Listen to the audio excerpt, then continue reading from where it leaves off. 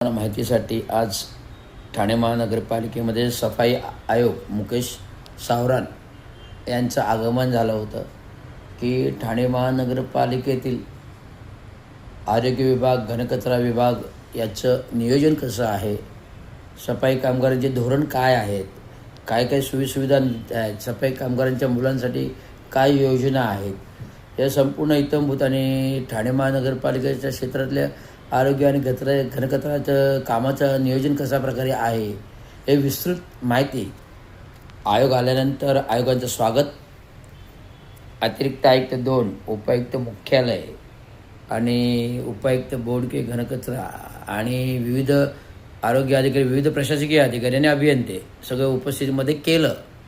आणि आयोगांना जो मुख्यालय गोदापूर यांनी जो काय विस्तृत ठाणे महानगरपालिकेच्या प्रस्थापित स्थापन झाल्यापासूनच्या आत्तापर्यंत जे काही विस्तृत इत्थंभूत म्हणजे 17व्या शतकापासूनचे इत्थंभूत PPP अंतर्गत प्रोजेक्ट प्लॅनवर रिपोर्ट दिला, स्क्रीनवरती प्रोजेक्ट रिपोर्टवर रिपोर्ट दिला आणि सगळे आकडेवारीसह दिला.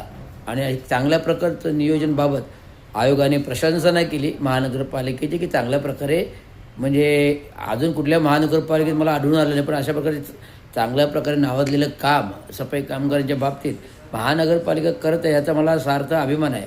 मी यांचं सगळ्यांचं गौरव करतो की जे अधिकारी हे काम करतात आणि पुढील सफाई कामगारांचे जे प्रश्न असतील ते लवकरात लवकर, मग ते वारसा असतील, सेवा नियुक्ती असतील, काही असेल किंवा कॉन्ट्रॅक्ट कर्मचारी असतील, यांना लवकरात लवकर नियोजन करावं असे सुद्धा संदेश दिले.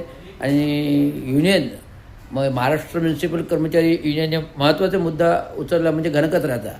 जे घनकचरा ठेकेदारी पद्धत जी चालू आहे वर्षानुवर्षे 25 वर्ष का 30 वर्षे चालू आहे, या घनकचरा ठेकीमध्ये अमाप पैसा ठेकेदारामार्फत खर्च होतो, भ्रष्टाचार होतो, परंतु कामगारांना जे काय मिळालं पाहिजे, कॉन्ट्रॅक्ट कर्मचाऱ्यांना सोयीसुविधा मिळायला पाहिजे का, मिनिमम वेज का मॅक्झिमम वेज मिळायला पाहिजे, तो मिळत नाही.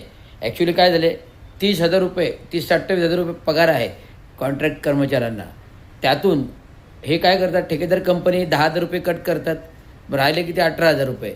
तर 18,000 रुपयेमध्ये 3,000 PFला गेले, बरोबर आहे, तर 15,000 रुपये पगार येतो. मग 15,000 रुपये पगारामध्ये सफाई कर्मचारी काय खाणार, हे आत्ताच्या वर्तमान स्थितीचा जमा खर्च पाहता सफाई कर्मचारी काय पाहणार. तर ही पद्धत जर बंद केली, जो काय 10,000 रुपये अतिरिक्त जातात ते टक्केवारीमध्ये वाटप होतात, हे टक्केवारीमध्ये वाटप होतात, म्हणून हा भ्रष्टाचार होतो. म्हणून व्यवस्थित साफसफाई होत नाही, गटारं तुंबतात. आपण गटारं साफसफाई करण्याऐवजी बांधकाम काय करते, थेट गटारच तोडते आणि नवीन प्रस्ताव करते. त्यामुळे हा जो बजबजपूर्वीचा भ्रष्टाचाराचं चक्र आहे, आरोग्य, घनकचरा ते बांधकाम खातं, हे कुठेतरी मोडीत निघाला पाहिजे आणि कुठेतरी खर्च नियंत्रित आला पाहिजे. हे मी विस्तृत पत्रामध्ये मांडलं आणि आयोग म्हणाले याचा योग्य तर अहवाल आम्ही मागू आणि आयुक्तांकडे पत्र पाठवून अहवाल मागून घ्या, त्याच्यावर उचित कारवाई करू.